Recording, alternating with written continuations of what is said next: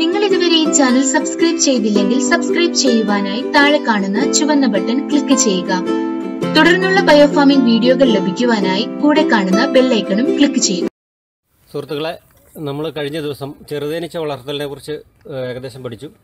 ഇനി നമ്മൾ കാണാൻ പോകുന്നത് നമ്മുടെ വീടിൻ്റെ ഭിത്തികളിൽ അല്ലെങ്കിൽ തറകൾക്കുള്ളിൽ ഒളിഞ്ഞിരിക്കുന്ന ചെറുതേനീച്ചയെ എങ്ങനെ നമുക്ക് പുതിയൊരു കോളനിയായി നമുക്ക് പുതിയൊരു പെട്ടിയിലേക്ക് മാറ്റി സ്ഥാപിക്കാമെന്നുള്ള, അല്ലെങ്കിൽ ഒരു കെണിക്കൂട് നമ്മളെങ്ങനെ സ്ഥാപിച്ചുകൊണ്ട് അതിനെ നമ്മൾ എങ്ങനെ പുറത്തേക്ക് കൊണ്ടുവരാം എന്നുള്ളതാണ് നമ്മൾ കാണാൻ പോകുന്നത്. അതിനാദ്യമായിട്ട് വേണ്ടത് ചെറുതേനീച്ചയുടെ പെട്ടി. ഇത്തരത്തിലുള്ള പെട്ടിയാണ് സാധാരണഗതിയിൽ ഉപയോഗിക്കുന്നത്. ഏകദേശം 4 ഇഞ്ചോളം വലിപ്പവും 15 ഇഞ്ച് നീളവുമുള്ള 2 ബോക്സുകൾ ഇങ്ങനെ അടച്ചു വെക്കുന്ന രീതിയിലാണ്. നേരത്തെ തന്നെ അത് കാണിച്ചിരുന്നു. അത്തരത്തിലുള്ള പെട്ടി തന്നെയാണ് നമ്മൾ ഇതിന് ഉപയോഗിക്കുന്നത്. ഈ പെട്ടിക്ക് വേറൊരു പ്രത്യേകത എന്ന് പറഞ്ഞു കഴിഞ്ഞാൽ 2 ദ്വാരങ്ങളുണ്ടാകണം. ഇവിടെ ഒരു ദ്വാരവും ഇവിടെ ഒരു ദ്വാരവും. ഇതാണ് മെയിനായിട്ട് വേണ്ടത്. അതോടൊപ്പം തന്നെ ഇത്തരത്തിൽ ഒരു ചോർപ്പ്, നമ്മൾ കുപ്പിയിലൊക്കെ വെള്ളം ഒഴിക്കാനും എണ്ണ ഒഴിക്കാനൊക്കെ ഉപയോഗിക്കുന്ന ഒരു ചോർപ്പ്, ഇതേപോലെ ഒരു ക്ലിയർ പൈപ്പ്. ഈ 3 സാധനങ്ങളാണ് നമുക്ക് ഈ വാട്ടർ ലെവൽ നോക്കുന്ന പൈപ്പ്. നമുക്ക് ഈ 3 സാധനങ്ങളാണ് നമുക്കിതിനെ പുറത്തേക്ക് കൊണ്ടുവന്ന് നമുക്ക് പുതിയ പെട്ടിയിലേക്ക് സ്ഥാപിക്കാൻ വേണ്ടിയിട്ട് ആവശ്യമുള്ളത്. അതെങ്ങനെയാണെന്ന് നോക്കാം. നമുക്ക് ആദ്യമായിട്ട് നമ്മൾ തേനീച്ചയെ കണ്ടു കിട്ടുന്നത് ഇതുപോലെ. ഇതാണ് ഒരു ഭിത്തിക്കുള്ളിൽ വാസം ഉറപ്പിച്ചിരിക്കുന്ന ഒരു കൂടാണ്. ഇവനെ നമുക്ക് നമ്മുടെ പെട്ടിയിലേക്ക് പുറത്തേക്ക് കൊണ്ടുവരണം. അതിനു വേണ്ടിയിട്ടുള്ള ഒരു കെണിക്കൂടാണ് നമ്മളിവിടെ സ്ഥാപിക്കാൻ പോകുന്നത്. അടുത്തതായിട്ട് നമ്മൾ ഈ പ്രവേശന ദ്വാരത്തിൽ ഈ ചോർപ്പ് ഉറപ്പിക്കണം. കാരണം ഇതിവിടെ ഉറപ്പിച്ചിട്ട് ഇതിനുള്ളിലൂടെ മാത്രം ഇവരുടെ സഞ്ചാരം റെഡിയാക്കണം. അതിന് വേണ്ടിയിട്ട് നമ്മളിതിവിടെ ആണിയടിച്ച് ഉറപ്പിക്കുക. കോൺക്രീറ്റ് ആണി.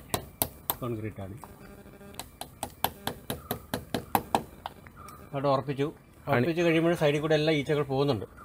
അതിന് നമ്മൾ എന്ത് ചെയ്യണം? കുറച്ച് സിമെൻറ്റോ മണ്ണോ എന്തെങ്കിലും ഉപയോഗിച്ചിട്ട് ഈ ബാക്കി ഭാഗങ്ങൾ നമ്മൾ ഇതും കൂടെ അടിച്ചങ്ങ് ഉറപ്പിച്ചേക്കാം.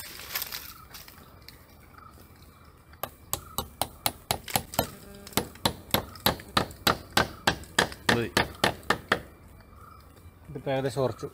എന്തെങ്കിലും സിമെൻറ്റോ മണ്ണോ കുഴമണ്ണോ എന്തെങ്കിലും വെച്ച് അടച്ച് അവനൊരു വഴിയില്ലാതെ പുറത്തേക്ക് പോകാൻ വേറൊരു വഴി ഉണ്ടാകാൻ പാടില്ല.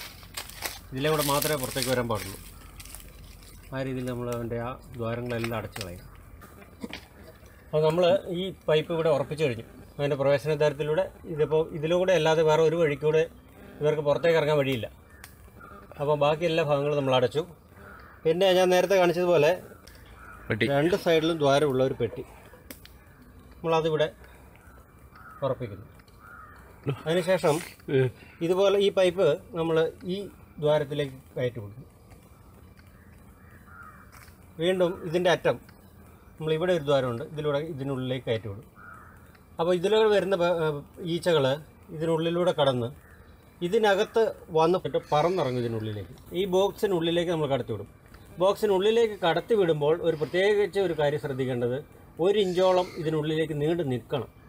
അല്ലെങ്കിൽ ഇതിനടുത്തേക്ക് വെക്കുകയാണെങ്കിൽ ഇതിലൂടെ ഒരു തുരങ്കം സ്ഥാപിച്ച് ഇതിലൂടെ വന്ന് അവർ വെറുതെ ഇറങ്ങിപ്പോവും. ഇത് ഉപയോഗശൂന്യമാകാനുള്ള സാധ്യതയുണ്ട്. അതുകൊണ്ട് തന്നെ 1 ഇഞ്ച് നീട്ടി നമ്മൾ വെക്കുകയാണെങ്കിൽ ഇവർ വന്ന് ഇതിനുള്ളിലേക്ക് പറന്നിറങ്ങും.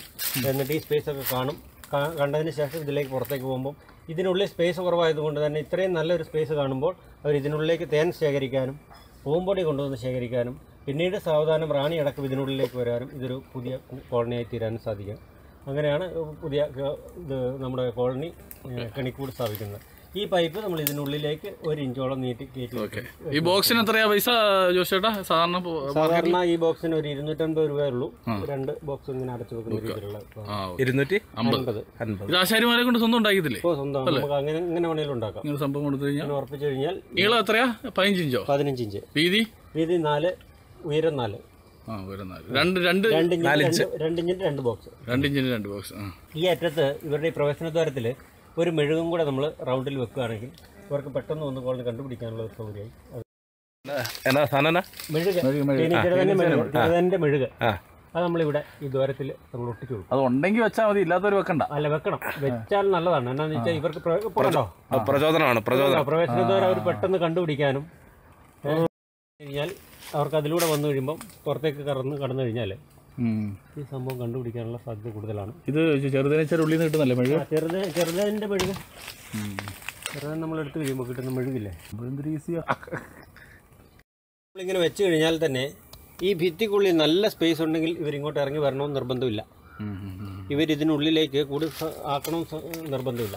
ഇതിനുള്ളിൽ എത്ര സ്പേസ് കുറയുന്നോ അതിനനുസരിച്ച് എത്രയും പെട്ടെന്ന് ഇതിനുള്ളിലേക്ക് വരും. അതുകൊണ്ട് 100% സക്സസ് നമുക്ക് പറയാൻ പറ്റില്ല. പക്ഷേ എന്നാലും നമുക്ക് നമ്മുടെ വീടിൻ്റെ ഭിത്തികളിലോ സൈഡിലോ ഒക്കെ ഉണ്ടെങ്കിൽ നമുക്ക് എടുത്ത് ഒരു ഇതേപോലെ ഒരു കണിക്കൂട് വെച്ച് കഴിഞ്ഞാൽ നമുക്ക് നഷ്ടമൊന്നുമില്ല. ഒരു പക്ഷേ നമുക്കൊരു കോളനി കിട്ടാം. ഒരു 80% മേലെ നമുക്ക് സാധ്യതയുണ്ട് ഇങ്ങനെ ഒരു കോളനി നമുക്ക് കിട്ടാൻ വേണ്ടിയിട്ട്. അതുകൊണ്ട് പ്രിയ സുഹൃത്തുക്കൾ, നമ്മുടെ തേനീച്ച വളർത്താൻ ആഗ്രഹിക്കുന്നവരോ ഭിത്തിയിൽ പിന്നെ തേനീച്ചക്കൂടുള്ളവരോ ഇത്തരത്തിലുള്ള ഒരു കണിക്കൂടുകൾ വെക്കുക. നമ്മുടെ ഭിത്തിക്ക് യാതൊരു ദോഷം വരുന്നില്ല. നമുക്ക് ഇത്തരത്തിലൊരു തേനീച്ചക്കൂട് നമുക്ക് സ്വന്തമായി വളരെ ഈസി ആയിട്ട് നമുക്ക് സ്വന്തമാക്കാം. ജോഷി സ്റ്റിൽസ് KTGയുടെ നല്ല സജീവ ആക്റ്റീവ് മെമ്പറാണ് ജോഷി സ്റ്റിൽസ്. ടയർമാനായ KTGയുടെ ടയർമാനായ ജോഷി സ്റ്റിൽസ് ആണ് പരിപാടി അവതരിപ്പിച്ചത്. കൂടെ ഉണ്ടായിരുന്നത് ഓസ്റ്റി ചെറുപുഴ, പിന്നെ നമ്മളും ലിജോ. ഇത് നമ്മുടെ വീടിനടുത്തുള്ള ഇതാണ്, കന്നാലിക്കൂടിൻ്റെയാണ്.